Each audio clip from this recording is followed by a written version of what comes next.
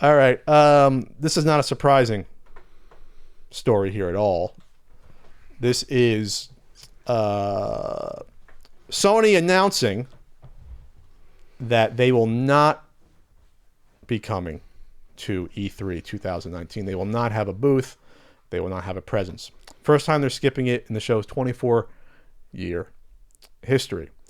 They also canceled their PlayStation Experience this year too. They didn't do that. I believe they usually do that in October. Where do they usually hold that? That's usually their own thing, and I can't remember. I think they do that in LA, but yeah, that makes sense. Yeah, so that's seems to be a theme for Sony, but overall, it's not at all surprising in its own context within E3. No. The news was buried inside, according to Variety. They broke this news, I believe. The news was buried inside the ESA's, Entertainment Software Association's, announcement of the 2019 show that quoted competitors Nintendo and Microsoft. So it'd be like, oh, we're glad to come back. We're Nintendo or Microsoft. And then Sony's like, we're not, oh, by the way, they're not coming. We're not glad to. They're one of the biggest people here, and they're not coming back. So they put out a statement. As the industry evolves, Sony Interactive Entertainment continues to look for inventive opportunities to engage the community. PlayStation fans mean the world to us, and we always want to innovate, think differently, and experiment with new ways to delight gamers. As a result, we have decided not to participate in E3 in 2019. We are exploring new and familiar ways to engage our community in 2019 and can't wait to share our plans with you. What are they really saying, Ian? They're saying that E3 is pointless. Maybe. Partially, at least. What they're probably also saying is we spend a lot of money on this shit. Yeah, it's not worth it. And we had 2 huge first-party titles this year. We can ride this for a while, maybe. Yep. As well, right?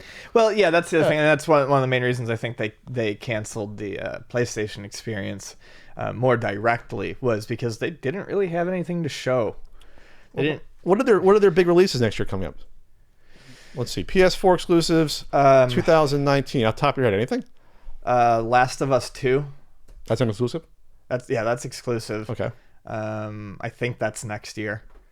And I mean, they have some of those games that they were showing off at last E3, but I don't know. I just feel like if they don't have anything more to announce besides that. Final Fantasy VII Remake? No, that's not coming out next year. It's not? I highly doubt that. I just don't think that the amount of money they put into it is worth it for them to go back and probably just show off the same games that they showed last year, because anything else for the PS4 right now is probably not financially viable. We're probably not going to get any more huge hits for that, I don't think. Ghost of Tsushima? Yeah, that was announced last year. Okay. Last of Us, that was one of the big ones. Death Stranding. Yeah. That's a big one. Right.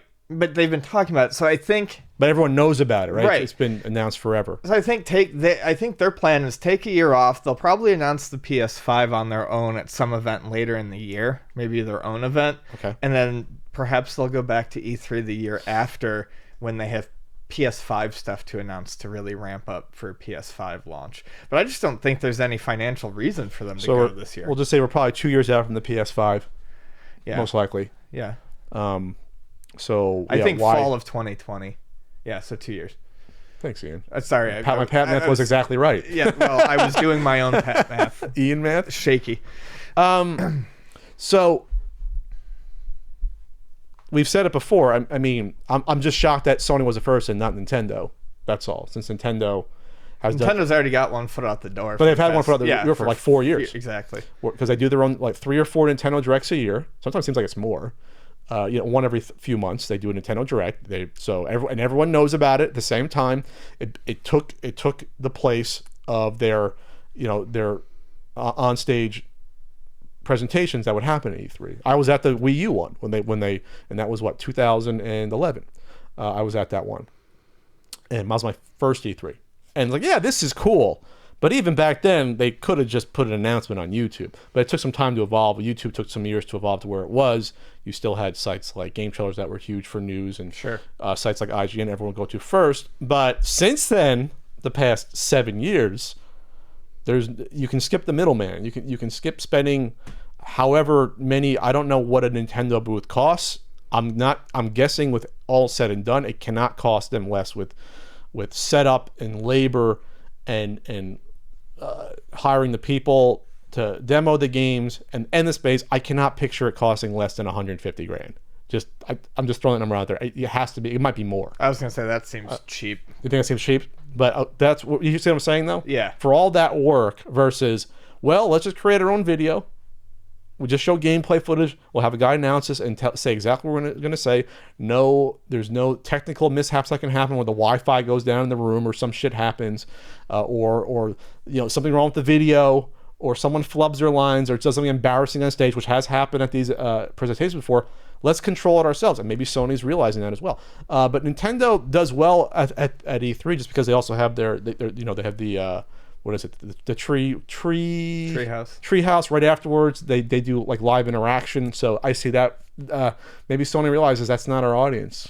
So we're not going to cater to that. And we're going to stay away. Yeah, I don't see, if they don't come back the following year, I could see more people falling off and this being a rapid. Well, they could be testing the waters. Maybe they realize that there's really no effect of us not going to this. Yeah, well, right? that's kind and of maybe what I'm other thinking. companies will follow suit and be like, well, they just saved a couple $100,000 and all this pain and effort to put this on. Why are we going? And then it's a domino effect. And then it becomes like an indie event only, or smaller developers going forward. Yeah. Instead of like these gigantic, or you have a Fortnite booth, some indies. Fortnite booth, an Epic Mega Games booth. Yeah. So, all right.